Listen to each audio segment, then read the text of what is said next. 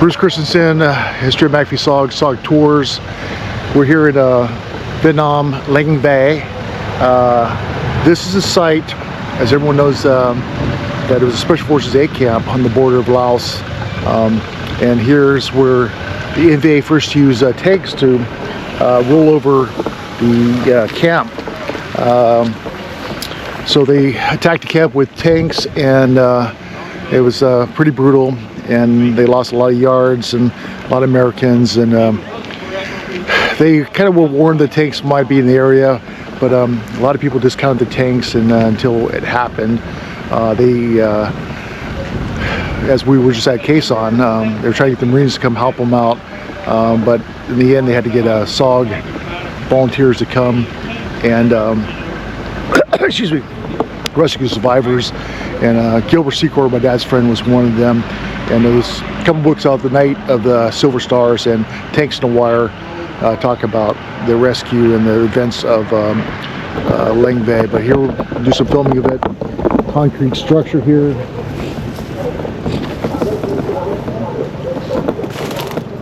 This operational analysis illustrates how a lack of preparedness for an enemy armor attack led to the loss of the Lang Vei SF camp on February 7, 1968.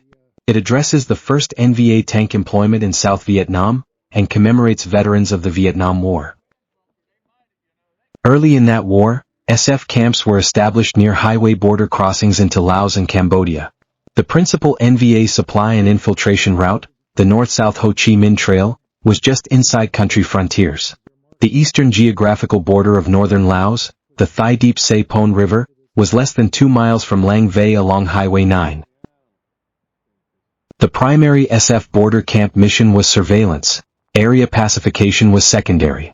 The camps were to become a nuisance to North Vietnamese personnel and supply infiltrations.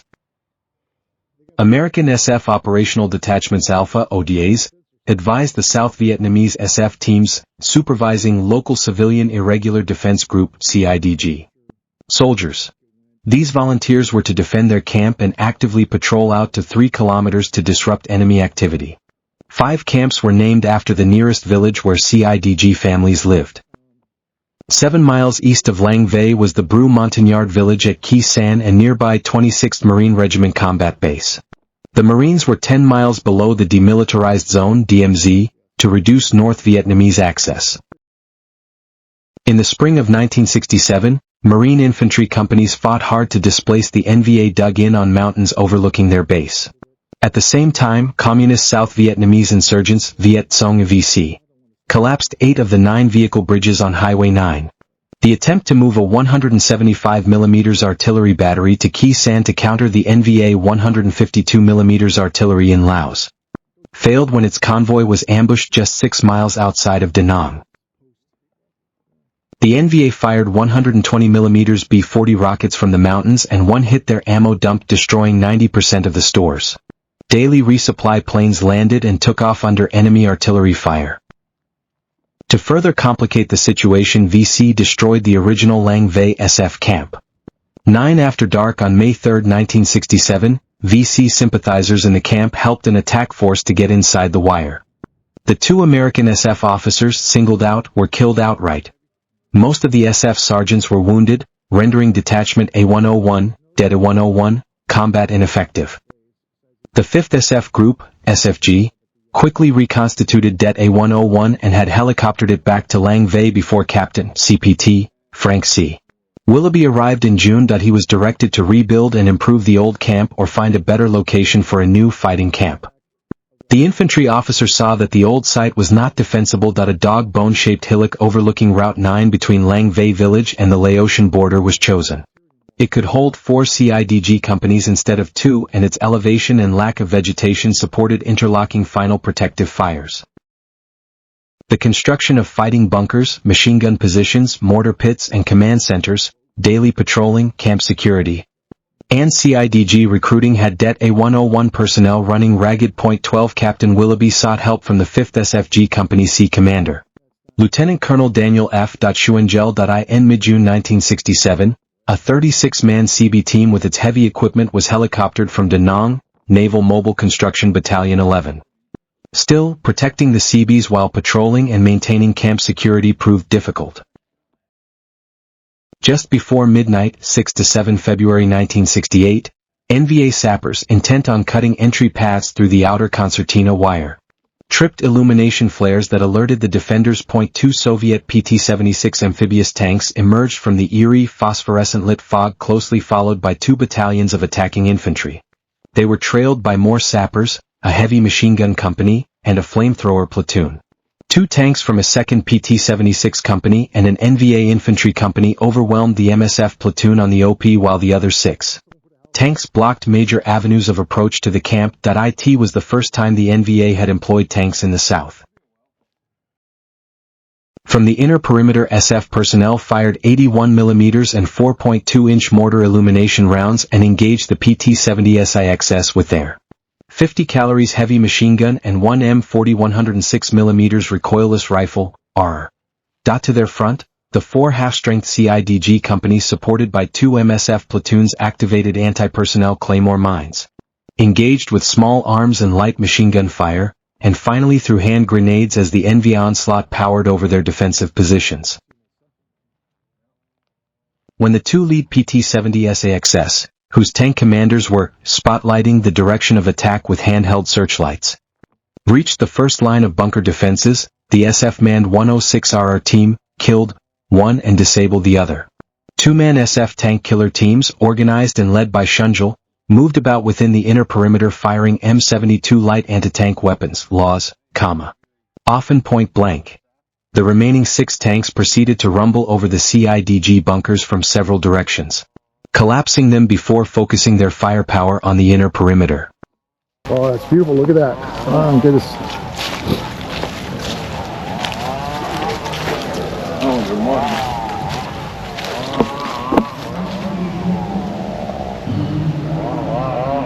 Sounds like we're missing a party down there, by the way.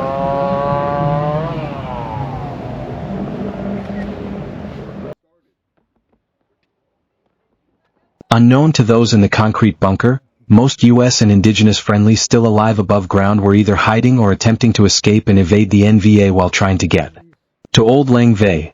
There, the 33rd Royal Laotian Elephant Battalion and more than 1,000 camp followers were being supported by SFC Ashley and 2 other SF medics.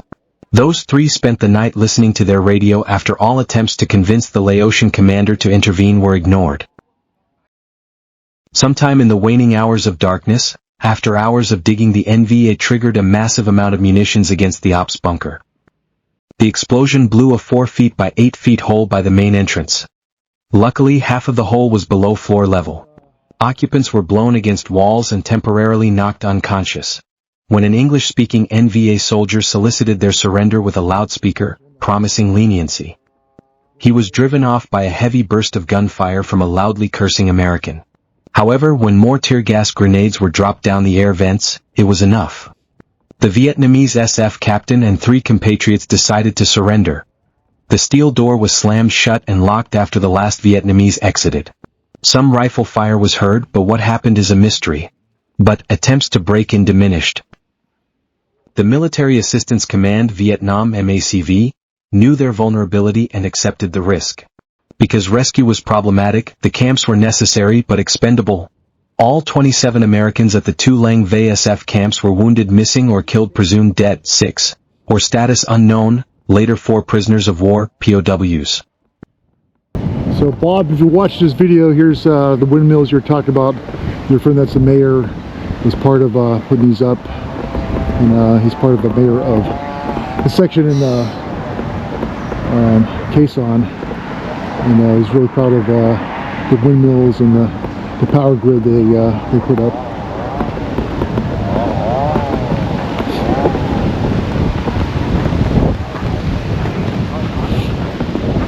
A lot of history here. I'm glad we saw this. There's not much to see, but this is the location. A lot of brave men fought this battle here. Special Forces, A-teams, Montagnards, up against tanks with just law rockets, some recoilless rifles,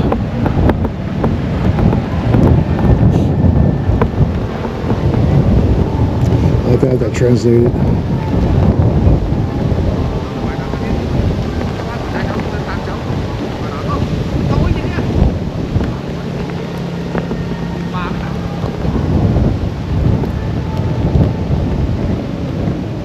Christensen here with the history of MACV-SOG, SOG Tours.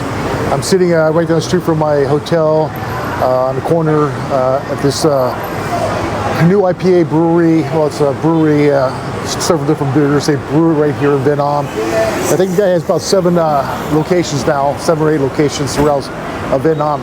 But anyways, I want to talk a little bit about SOG Tours. SOG Tours is another aspect of the history of MACV-SOG. And what I do with SOG Tours is I bring people that are either SOG members, SOG family members, SOG enthusiasts, just anyone who enjoys the history of MACV-SOG in Vietnam. So the tours are based around the history of MACV-SOG, locations, however, there's so much more. There's seeing the different sites, eating the local foods, get into the environment, the culture, the beauty of Vietnam, so much more than just SOG related. Yes, we do go see SOG related places, SOG headquarters, safe houses, FOBs. We went up to Khe Sanh. We couldn't see the FOB3 there because it's not what it used to be, but we were at Khe Sanh, the location of FOB3. This tour I went with SOG member John Page, RT Rhode Island, RT Colorado, very active SOG member. He came with us and we just had a great time. Started on Ho Chi Minh City, Saigon, saw some places here, went up to Da Nang, hung out there a couple days, and went up to Hawaii. We went to Khe Sanh, and then we went to a place called Lang Vei, which is right outside of Khe Sanh on the Lao border of Vietnam and Laos. There we saw Lang Vei, which was a Special Forces A camp that in 1968 was attacked by a large force of MVA tanks. The first time in the history of the war where they used the force of tanks to overrun a camp. And why it's SOG related is because they had to get SOG personnel to come and rescue the survivors.